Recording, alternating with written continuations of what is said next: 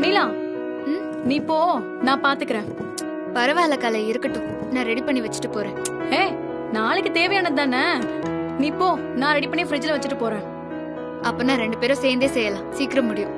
அட, சொன்னா நீ கேட்க மாட்டிய. வெண்ணிலா, இப்ப வரைக்கும் மனசுக்குள்ள ஒரு இனம் புரியாத சந்தோஷம். திடீர்னு ஜனனி பொண்ணு வாந்தி எடுத்தது, அந்த பாட்டியம்மா ஜனனி கர்ப்பம்னு சொன்னதும் என்னால சந்தோஷம் தாங்க முடியல. அது எப்படி வார்த்தையால சொல்றதுன்னு தெரியல. எனக்கு நீ வேற ஜனனி வேற இல்ல.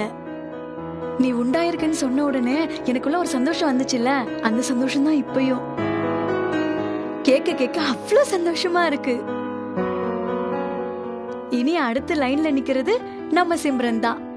கூடி சீக்கிரம் அவளும் இந்த லிஸ்ட்ல வந்து சேர்ந்துட போறா. அதுக்கப்புறம் வீடு முழுக்க ஒரே குழந்தை குட்டி கூச்சல் தான். வீடு முழுக்க சந்தோஷமாவும் கொண்டாட்டமாவும் இருக்க போகுது. அதுங்களை தூக்கி குளிப்பாட்டி ட்ரெஸ் பண்ணி சாப்பாடு ஊட்டி அதுங்களுக்கு பாட்டு பாடி தூங்க வச்சு, அப்பப்பா அதெல்லாம் நினைக்க நினைக்க மனசுக்குள்ள அப்படியே பூரிப்பா இருக்கு. அதுக்குள்ள பொன்மகளும் வளர்ந்துடுவாள்ல. ஒரு பக்கம் பொன்மகள் இருப்பா, இன்னொரு பக்கம் ருத்ரா இருப்பாங்க. வீடே கலபரமா இருக்கும். ஒண்ணு ஸ்கூலுக்கு போகும், இன்னொன்னு குறும்பு பண்ணும், இன்னொன்னு சமைய கட்டி சுத்தி சுத்தி வரும், இன்னொன்னு வீட்டை சுத்தி போகும். வீடே 2 ஆக போகுது பாரு.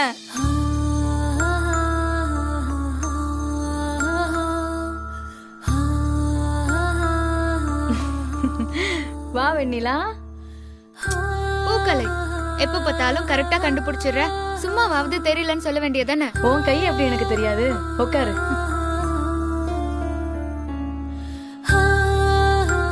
அம்மா உனக்காக செஞ்சு கொடுத்து விட்டுச்சு. என்னது இது? உன் குழந்தை ஆரோக்கியமா உன்ன மாதிரியே அழகா பொறுக்கிறதுக்கு மருந்து. மிளகு, இஞ்சி, பூண்டு, பெருங்காயம், வசம்பு, ஓமம், சோம்பு, வெந்தயம், இன்னும் என்னென்னமோ இருக்கு.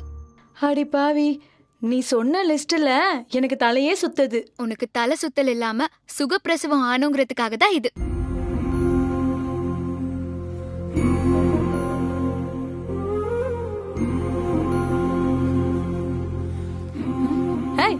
என்னாச்சு? ஏன் அப்படி பாக்குற?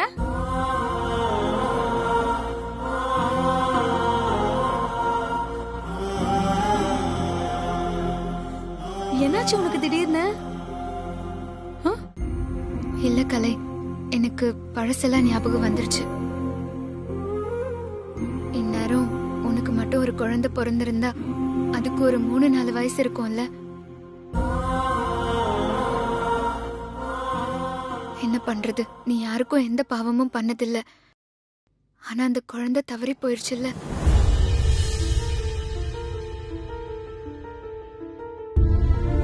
அதுக்கப்புறமும் கோமால இருந்து இப்ப வரைக்கும் நீ சின்ன மாமா கூட சந்தோஷமா வாழாம கஷ்டப்படுற. உன் மனசுக்குள்ள இருக்கிற வேதனை எனக்கு புரியுது கலை. என்னதான் சுத்தி நடக்கிற விஷயங்களை நினைச்சு நீ சந்தோஷப்பட்டாலும் உன் மனசோட அடி ஆழத்துல எவ்வளவு துக்கம் இருக்குன்னு என்னால புரிஞ்சுக்க முடியுது. ஆனா ஒண்ணு கலை, உனக்காக நான் வேண்டாத நாள் இல்ல. அந்த ஆத்தா கண்டிப்பா என்னோட வேண்டுதலுக்கு செவி சாய்ப்பான்னு எனக்கு நம்பிக்கை இருக்கு. இதெல்லாமே மாறும்.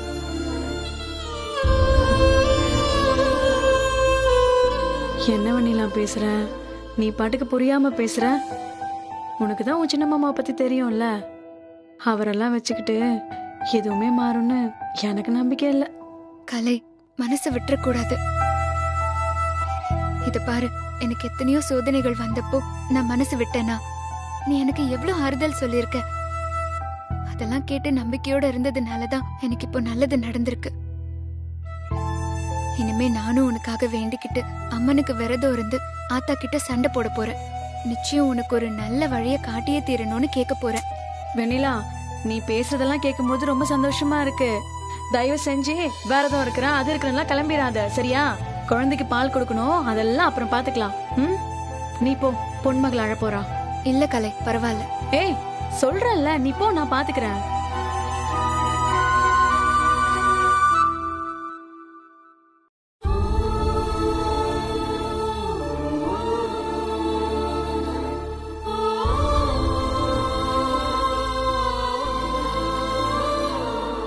கலைக்கு குழந்தை எங்க வீட்டுல வச்சு பிறந்தா நல்லா இருக்கும்னு நாங்க நினைக்கிறோம். அதையே தான் ஜோசியரும் சொல்றாரு. குழந்தை புகுந்த வீட்டுல பிறந்தா நல்ல விதமா பிறக்காதுன்னு சொல்றாங்க. அதனால நாங்க கலைய வீட்டுக்கு கூட்டிட்டு போய் பிரசவம் முடிஞ்சதும் அனுப்பி விட்டுடுறோம்.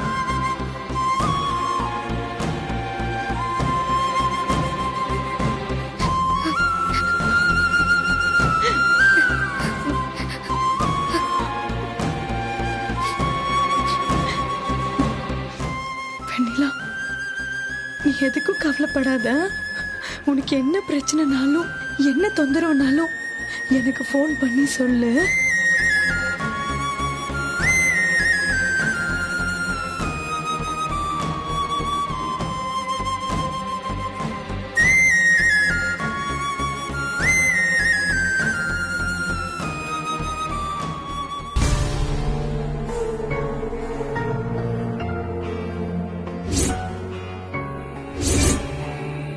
அது அத்தை எங்கன்னு வெண்ணிலாவை தேடுது மாமா.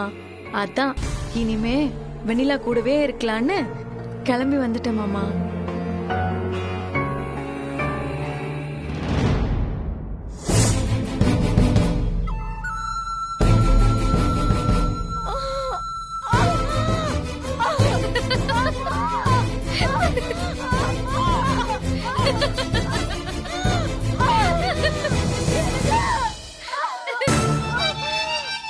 தெரியல மருது, திடீர்னு கரண்ட் கட் ஆனதும் வெண்ணிலா கலைய மேல எடுத்து தள்ளி விட்டதும் இல்லாம இவ கத்துறத பார்த்து பயங்கரமா சிரிக்கிறா.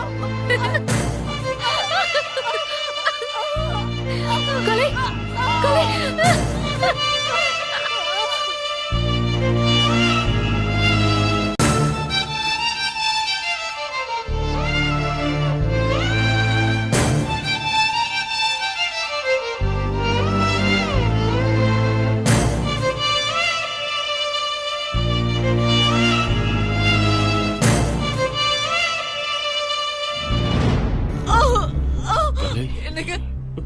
நம்ம குழந்தைக்கு என்னாச்சும் சொல்லுங்க, சொல்லுங்க.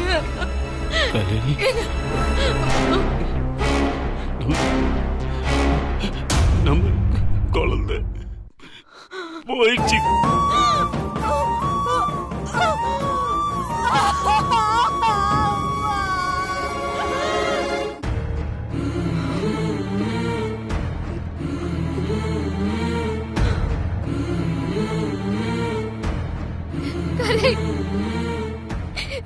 என்ன மன்னிச்சிரு கலை. சத்தியமா சத்தியமா நான் பண்ணல கலை, நான் பண்ணவே இல்லை கலை.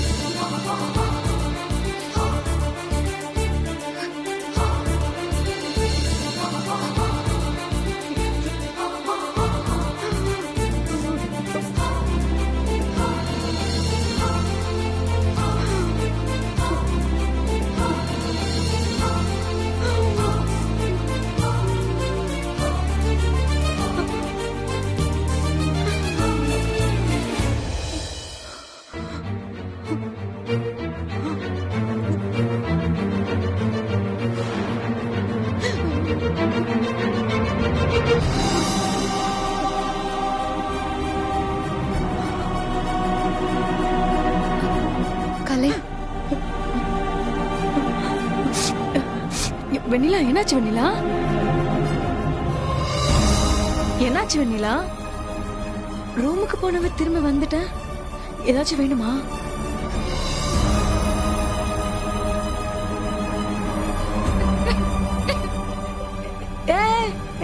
என்னாச்சு வெண்ணிலா? ஏதாச்சும் வேணுமான்னு கேட்டல கலை. வேணும். மனசார உன்கிட்ட இருந்து மன்னிப்பு வேணும் கலை.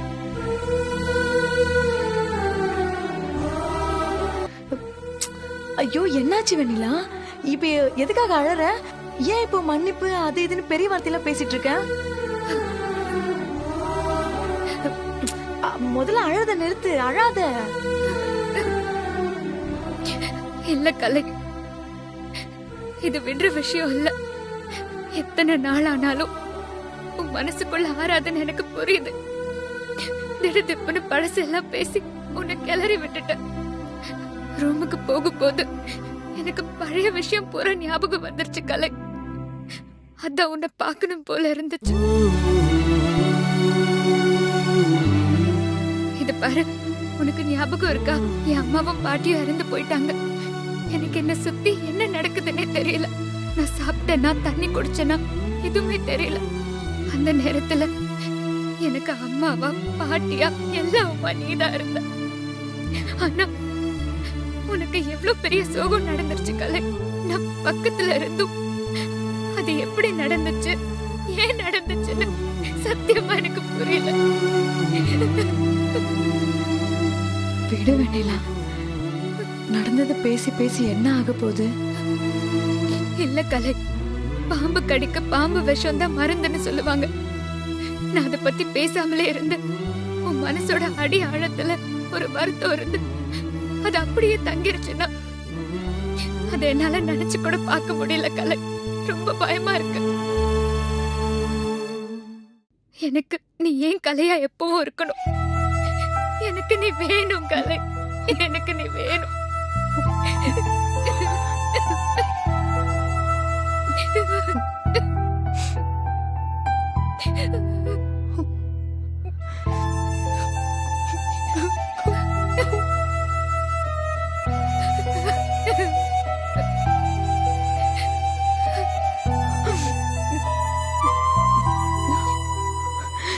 என்ன வெண்ணிலா இப்படி எல்லாம் பேசுற?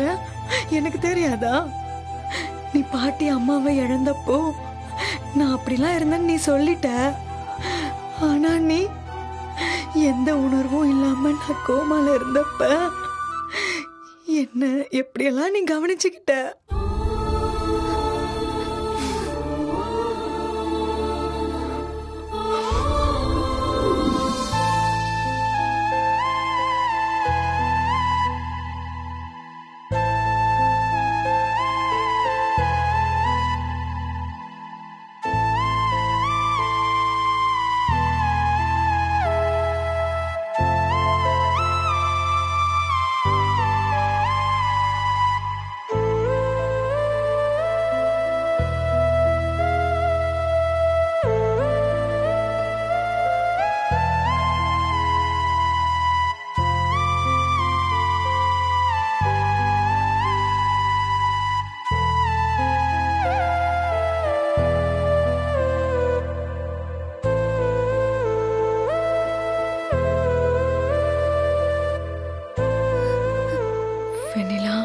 வேற ஒருத்தரா இருந்தா இவ பொழைக்க மாட்டா, இவளை தூக்கி வெளியில வீசிடலான்னு முடிவு பண்ணிருப்பாங்க. ஆனா நீ என் கூட பேச்சு கொடுத்து எனக்கு வேணுங்கிற எல்லாத்தையும் பார்த்து பார்த்து பண்ணிய வெண்ணிலா. உன்னை போய் நான் எப்படி வெண்ணிலா தப்பா நினைப்பேன்? கலை, தப்பா நினைக்கலங்கிறதெல்லாம் விஷயம் இல்ல. ஆனா அன்னைக்கு இருந்த சூழ்நிலையில இப்ப நான் யோசிச்சு பார்த்தாலும் எப்படி அப்படி ஒரு விஷயம் நடந்துச்சுன்னு சத்தியமா எனக்கு புரியல. நானும் எவ்வளவோ நாள் திரும்ப திரும்ப என் மூளையே மறந்து போற அளவுக்கு யோசிச்சு பார்த்திருக்கேன். கண்ணீர் விட்டு அழுதுருக்கேன். ஆனா அதெல்லாம் கண்ணீர்ல கரையுமான்னு தெரியல கலை. அதனாலதான் வாயை விட்டு வார்த்தையா பேசினா மனசுக்கு ஆறுதல் கிடைக்கும்னு வந்த. இது எனக்கு மட்டும் இல்ல கலை, உனக்கும் தான்.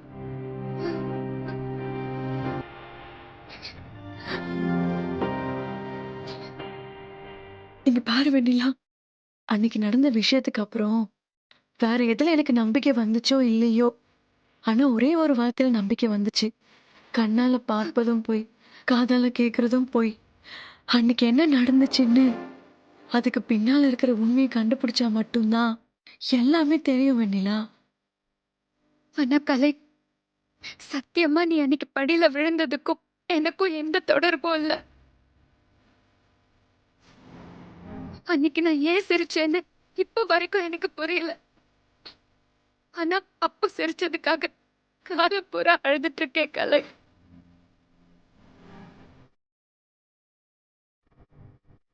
நான் இன்னும் அழுதுட்டு தான் இருக்கேன்.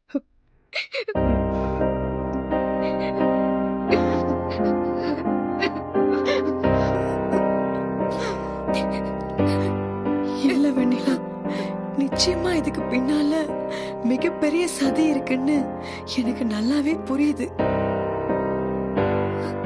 என்னைக்குமே அழுதவங்க எப்பயுமே அழுதுட்டு இருக்கிறது இல்ல, சிரிச்சவங்க தொடர்ந்து சிரிச்சுக்கிட்டும் இருக்கிறது இல்ல. கண்டிப்பா எல்லாமே மாறும் வெண்ணிலா, எனக்கு அந்த நம்பிக்கை இருக்கு. இந்த உலகத்தையே புரட்டி போடுற வலிமை உண்மையான கண்ணீருக்கு இருக்குன்னு சொல்லி இருக்காங்க. நம்ம 2 பேரும் உண்மையா கண்ணீர் சிந்துரும் வெண்ணிலா. உன்கிட்ட தப்பு இருந்திருந்தா போன நீ என்ன பார்க்க திரும்பி வந்திருக்க மாட்ட, இப்படி ஆறுதல் சொல்லணும்னு நினைச்சிருக்க மாட்ட. உன்கிட்ட தப்பு இல்லை வெண்ணிலா, உன்கிட்ட மட்டும் தப்பு இருந்திருந்தா என் கண்ணுக்கு நேரா உன்னால நின்னு பேசியிருக்க முடியுமா? என் மேல அன்பு காட்டியிருக்க முடியுமா? அரவணைச்சிருக்க முடியுமா? அதுக்கப்புறம் என் வாழ்க்கையில எத்தனை மாற்றங்களை நீ கொண்டு வந்திருப்ப. நிச்சயமா நீ அதெல்லாம் எந்த குற்ற உணர்வுலையும் பண்ணல. ஒரு அம்மாவா இருந்து இதையெல்லாம் நீ பண்ணி இருக்க. நான் அம்மா இல்லாதவ, நீயும் அம்மா இல்லாதவ. அம்மா இல்லாத சோகம் உனக்கும் தெரியக்கூடாதுன்னு உன்னை நான் பார்த்துக்கிட்டேன். ஆனா நீ எல்லாத்துக்கும் மேல, உன்னாலதான் நான் இந்த சாபத்துல இருந்து விமோச்சனம் கிடைச்ச மாதிரி உணர்றேன். இங்க பாரு வெண்ணிலா, ஒரே ஒரு விஷயம் சொல்றேன். என்னைக்கு இருந்தாலும் நீ என்னோட வெண்ணிலா, நான் உன்னோட கலை. அது மாறவே மாறாது வெண்ணிலா.